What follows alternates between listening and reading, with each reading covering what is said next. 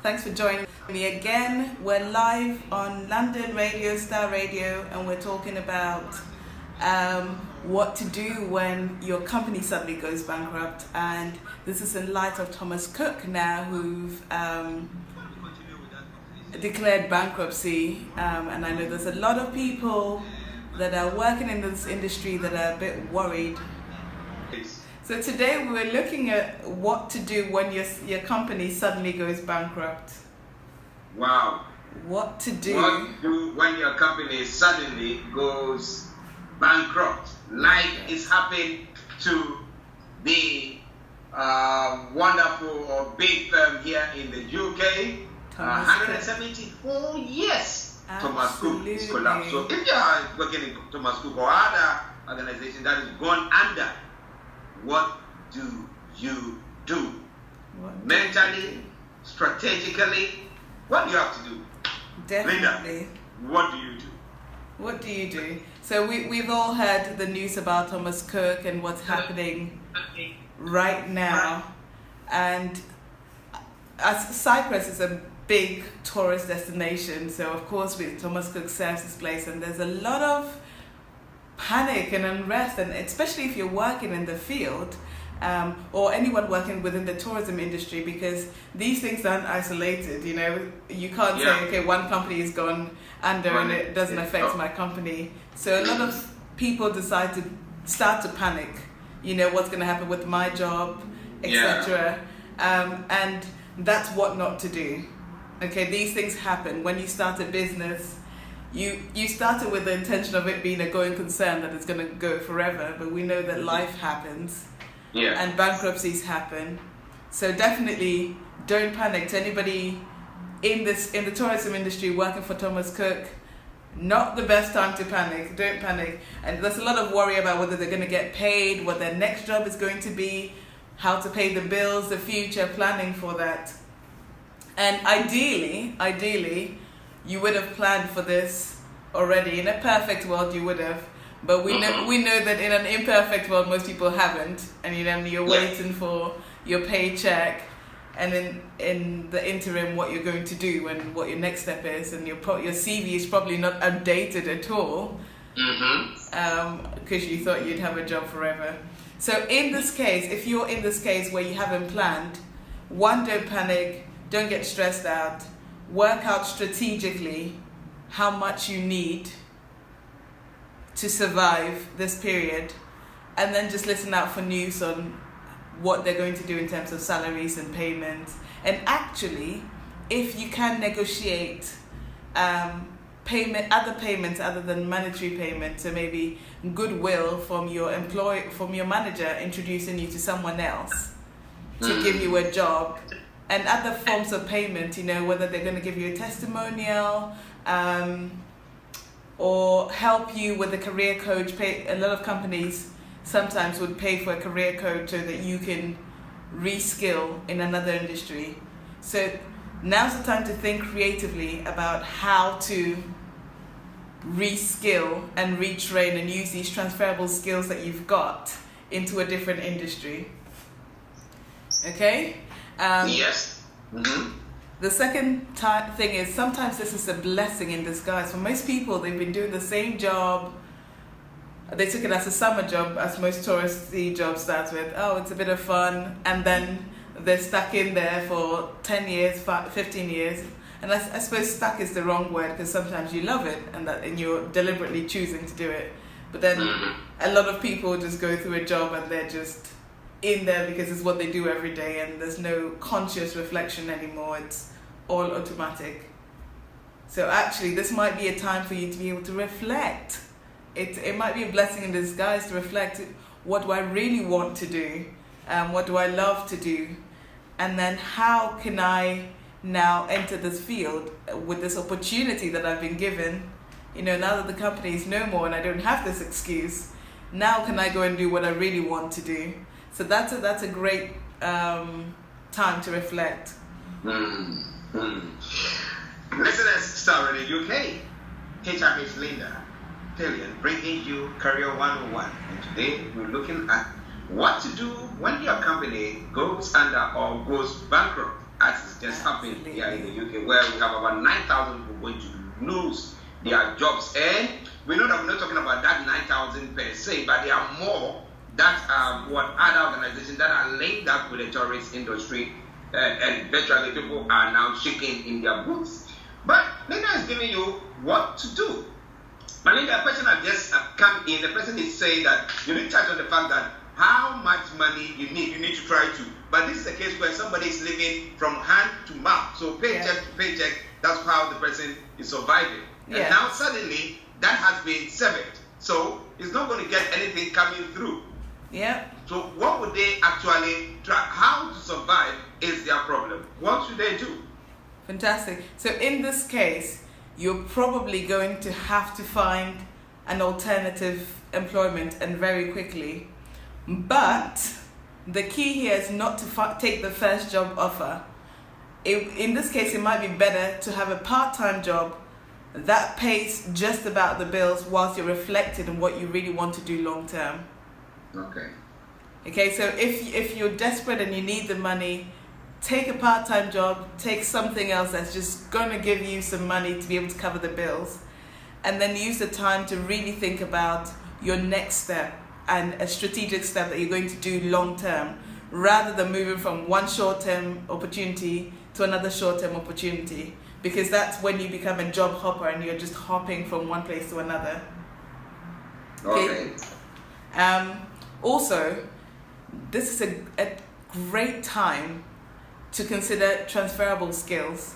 And transferable skills is by far one of my favorite topics, because honestly, I watch people do amazing things that you wouldn't in a million years believe they could. I think 2 weeks ago I spoke about someone who trained as a physicist going to be a handwriting specialist because it takes the same key skills. One of my clients I'm working right now, she's training from being a chemist for the last 20 years, a researcher, and as a business analyst. And it takes that same scientific method and proof and trial and testing and applying it into a different industry. You know, and convincing that employer that you've got these skills in this industry that you can bring into a new industry. So let's take Thomascook and let's take the tourism industry. If you've been working for them and you're good at sales or customer relations, because you're selling excursions, you're selling tickets, you're selling package holidays, what other industry could you use it in? The possibilities are endless. Every industry is sales. You can do recruitment, you can do business to business, business to customer, you can do in any industry, services and products alike, because in holidays you're doing both. You're selling the experience as well as selling the package. You know, so there's a lot of transferable skills that you'll be able to apply with ease from the tourism industry into another industry. So this is a great time to work with a career coach, discover your transferable skills, how you're going to put them from one industry into another, and also how to talk about it in a way that is convincing, in a way that is evidence-based to a different employer. Because naturally, when you're not in the industry or in a particular industry, so for example, if you were going from the tourism to fashion industry and you don't have the experience, you'll need to do a lot more convincing to the employer to be able to show that you've got the same skills that it takes. And actually, it's a bonus that you haven't been in industry, because you can come in with a fresh pair of eyes and a fresh idea and perspective, you know, and still selling luxury goods into another industry. So this is a golden opportunity for anyone going through this to use those transferable skills and figure out how you can do it. You can sell real estate, you can sell properties, anything that's sales-based. A matter of fact, I think you're not even just going to love it, but you're going to thrive in it because you've got the experience. Okay, interesting. Yeah, listeners, it's already okay. If you are working at Thomascook or any other organization, a small company, it's gone under, suddenly, and you think your head is actually spinning, you have to listen to this program, because my MyCheerLinda is giving you what it takes to make sure you are able to survive this hard time and get yourself back on the road. Okay. Absolutely. Yes, Linda, please go on. And then finally, we want to leverage your network. You would have built a network over time with maybe guests that you serve, clients, partnerships with other service providers, maybe whether it's the transport providers or the hotels, the airline companies. You would have a huge network that you can leverage and tap into. Of course, respecting your non-disclosure and non-compete agreements, if you've got any. But there would be loads of people that you would meet in a social basis that you can then tap into their network, let everybody know what you're looking for and what your expectations are, so that they can also be almost your brand ambassadors and go out there and be looking for the jobs for you. And if they hear of any opportunities, then the opportunities are coming to you and you're not struggling to look for these opportunities. So definitely leverage your network. And then again, finally, it might be your time to explore your hobbies, entrepreneurship, consider something new, update your CV and your resume and your cover letter and your LinkedIn. Try something new. Adversity breeds opportunities, and you just need to be able to see it and take advantage of it.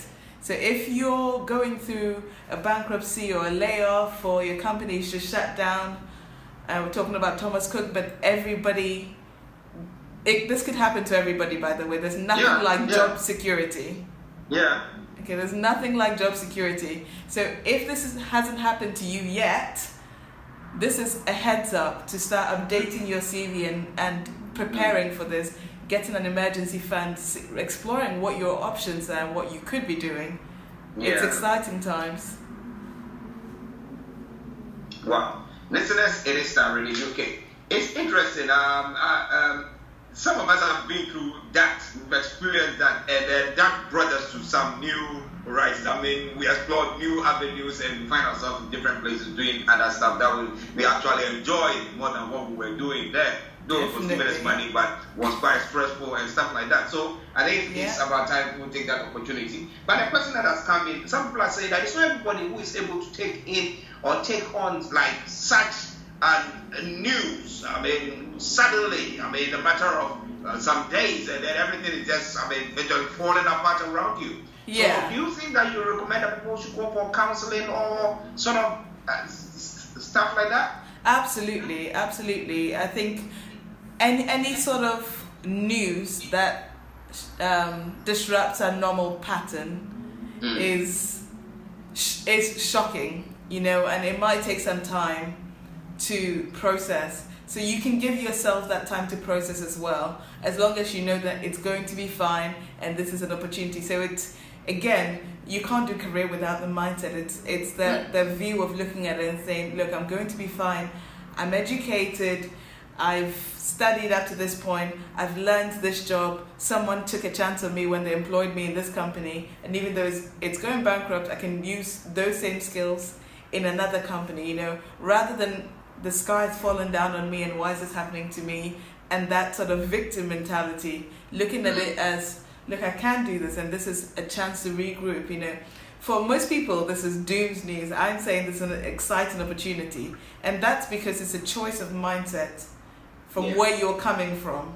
Okay, this might be the worst thing that's happened to you, and it happened at the wrong time when you were saving to buy a house and your mortgage, and it happened when you're just about to get married and now you don't know. And there's never a good time for a company to go bankrupt. Never. So just get it out of your mind. The good time is after Christmas. It's, right? After Christmas, when you're broke and you want your money and all of that stuff, now you're going to have to look and nobody's hiring it. We can make excuses forever. The economy is bad and there's uncertainty, there's Brexit. It's happened. Okay, that's the reality of it. So this is the exciting part. There is lots of opportunities.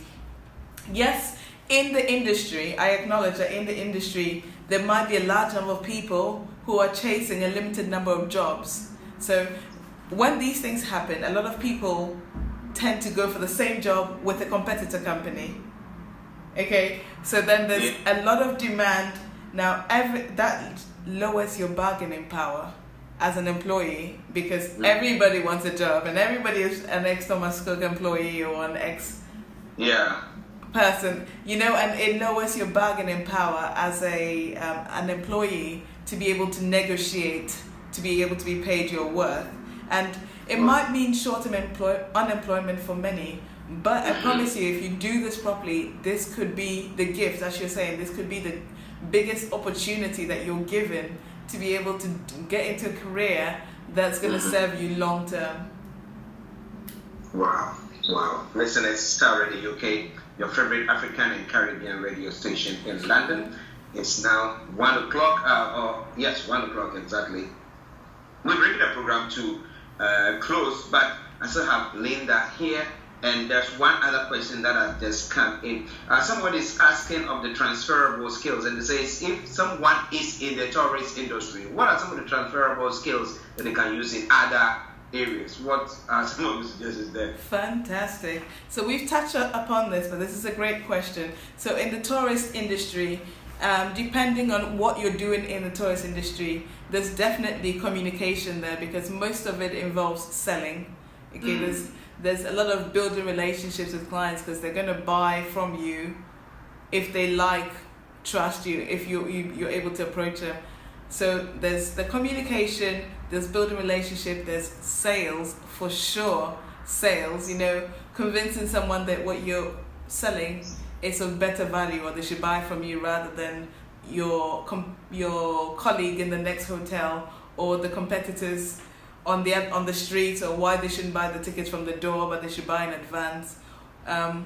There is this creating a picture in your imagination, of someone's imagination, what their holiday will be like. Because when you're selling a holiday, if you've ever been to a package holiday, they're talking about the catamaran and the blue sea and the sun shining and a cold beer in your hand.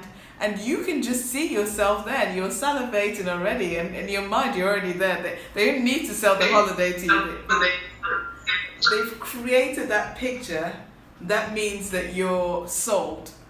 Okay. On it. And you can do that again we were talking about property.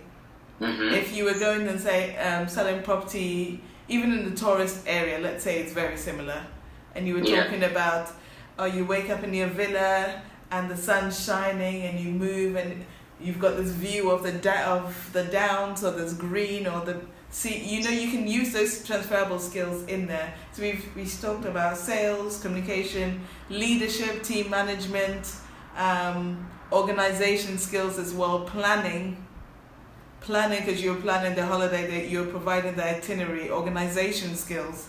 There's a lot of skills if we dive deep into it. All the competencies you can relate to the tourism industry. And it's exciting because tourism is classed as a luxury. So it's not a necessity where people are going to buy medicine, or they're going to buy food when the economy is down. To be able to sell someone a luxury product, you're going to have to do a lot more convincing. So again, that's the transferable skills that you can bring into any industry. Yeah. Okay. Interesting. Now, a final question, because it keeps on coming through. Now, I like this individual is asking about. Let me see what I understand what they're saying very well. Okay. Quite confusing there. Quite confusing. I think we have to shelve that for another time. I'm not getting what they are saying very, very well. Okay, Linda. Yes. Before we go, what else do you want to tell the listeners, please? My final remarks is that when your company goes bankrupt, or when something suddenly happens within your career, it's an opportunity rather than a misfortune. Yes, you can give yourself time to process it, and time to grieve, and time to miss your colleagues, but definitely see it as an opportunity and do something. And you are capable of so much more than just what your job description says. So don't don't be under the assumption that you've always only worked in this industry and that's all that you know and that's all that you can do, because it will just slow down. You know that you're going to do something else anyway, because the company is no more. Okay, it's gone. It's not coming back. So you're definitely going to do something else. But the quicker you can get into that, this is an opportunity mindset. The quicker you can get into another opportunity that will better serve you, if not just as equally serve you. Wow. Okay, now I think I've made sense of the question that the person was asking. Okay. Now he's asking that if you said that instead of if company cannot pay you, now you could get a goodwill, a testimony or something of the sort from them. And this person is asking if the name that has been created is now gone down the drain. I mean, virtually, if you get any recommendation from them, people think, oh, that company, forget about it. I mean, the management wasn't good, blah, blah, blah. So, virtually, they just broke everybody into it. I think everybody who went there wasn't good. Now, what should they do about that? Okay, that's a great question, actually. I'm assuming that at this level, the person won't be the CEO of Thomascook or the chairman. And even if you're in a management position, in a senior level strategic position, these learnings that you've experienced from driving the company to the ground is invaluable to another company. So they might be exploring something, you say, well, we did this and this didn't work. So actually you can become an advisor to them because you've experienced it. You know, you can leverage that. This is what we did wrong. And actually, this is why a lot of people stopped working with us, because we didn't agree, but it came from management that we had to do all of these things. And personally, it became a conflict of interest.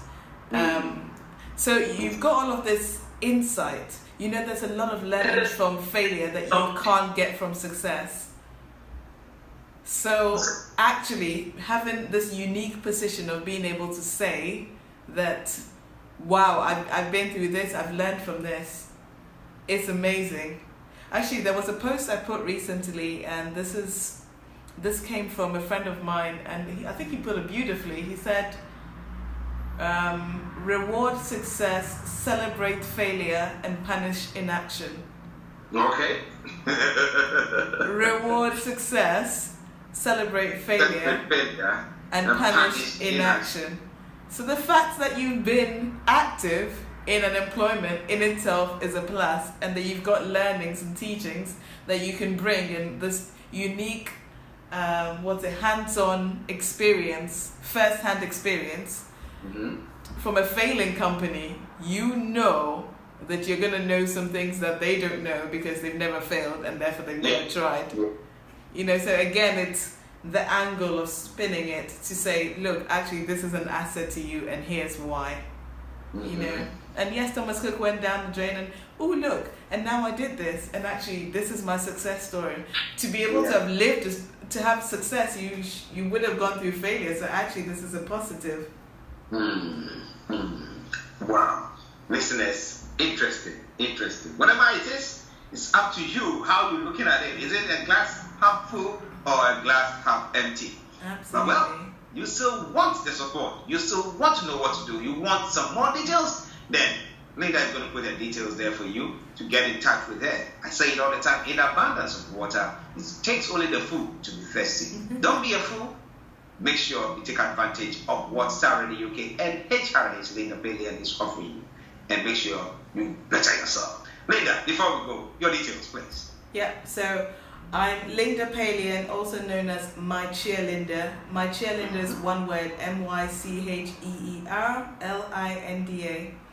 And you can find me on LinkedIn as Linda Palian, MyCheerLinda, Instagram, Facebook, YouTube. You can contact me via the website MyCheerLinda.com, and you can direct message me on Facebook. If you're affected by this industry, I want to hear from you, what you're doing, how you're feeling, what's the climate like at work today when you've gone into work and you know that you're no longer in. How are you dealing with it, and how are you going to apply these transferable skills? And if you want any help with your transferable skills, what you can do, and how to get into a different industry. I'm your cheerleader, and I've got you. Wow. Said he's your cheerleader, she's your cheerleader, and she's got you. Linda, let me say thank you very much for another brilliant time, and you have a wonderful week. Thank you, Archie. Thanks for having me on the show. Pleasure as always. All right, then. Bye-bye for now. Bye for now. Bye. Hi, guys. Thank you so much for watching. This has been the Monday show, and this is about Thomascook and all of these tourist companies, tour operating companies that are struggling, but also industry-wide and business-wide. No business is secure. And I hope you've got some nuggets out of this, how to prepare in the sudden eventuality of... No, that eventuality means it'll happen eventually. In the sudden occurrence of your company going bust, or you being out of a job, or you being laid off, these are the tools to use. We've recapped them. If you just joined us, go back and listen to the replay of transferable skills and other things that you can do to make sure that you're creating your own personal economy and your own personal effectiveness, and that you can transfer those skills in any other industry. Thank you so much for joining me. I've been MyCheerLinda as always. Speak to you soon. Bye for now.